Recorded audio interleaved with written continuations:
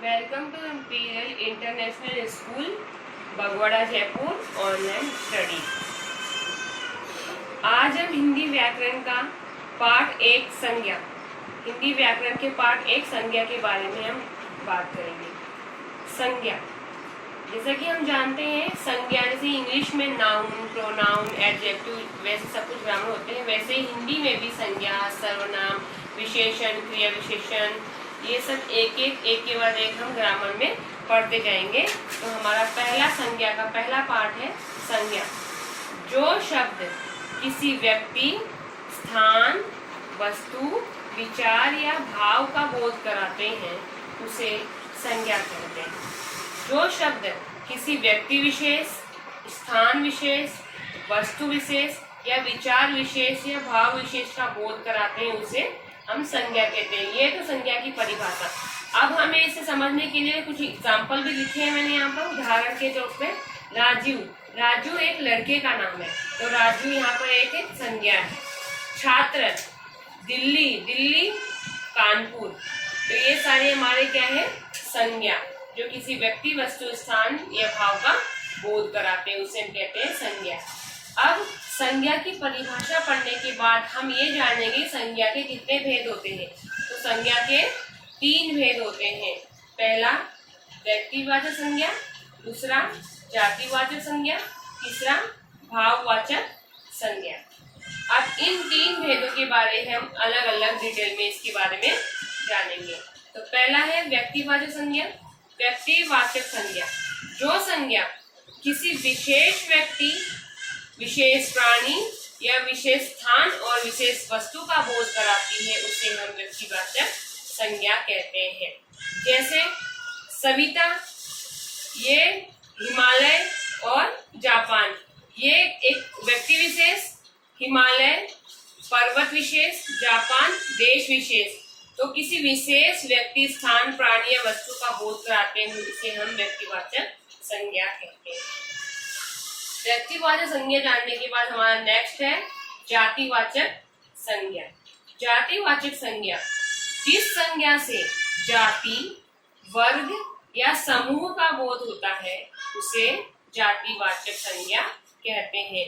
जिस संज्ञा से किसी जाति का, किसी वर्ग का या किसी समूह का बोध होता है उसे हम जातिवाचक संज्ञा कहते हैं। जैसे नदी, देश, पर्वत, औरत, गाय, तो ये सारे एग्जाम्पल जातिवाचक संज्ञा के अंतर्गत आते हैं, इसे हम जातिवाचक संज्ञा कहते हैं। जातिवाचक संज्ञा पढ़ने के बाद अब हमारा नेक्स्ट टॉपिक है भाववाचक संज्ञा।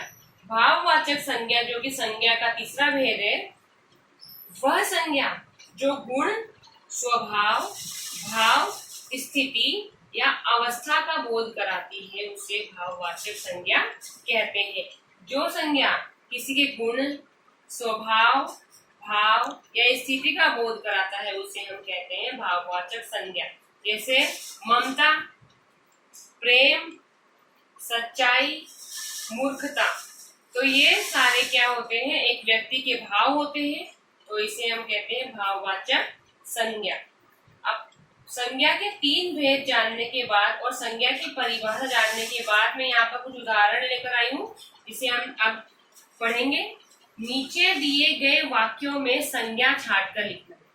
अब यहाँ पर मैंने 6 वाक्य लिखे हैं, 6 वाक्य लिखे हैं, उसमें मैंने संज्ञा भी दी है और अब हम उसमें से संज्ञा छांटकर हम लिखेंगे।